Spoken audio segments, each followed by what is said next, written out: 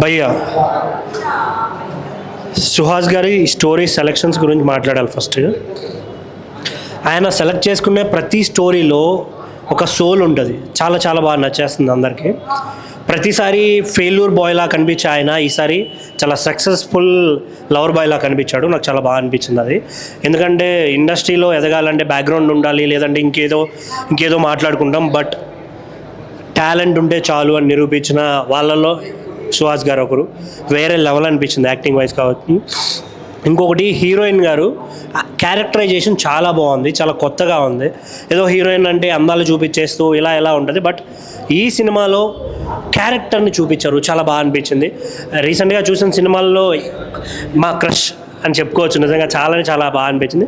స్టోరీలో కూడా ఏంటంటే ఒక జస్ట్ ఓన్లీ కమర్షియల్ లవ్ మాత్రమే కాకుండా కామెడీని, మదర్ సెంటిమెంట్ని, ప్రతి దాన్ని యాడ్ చేయడం చాలా బాగా నచ్చింది నాకైతే.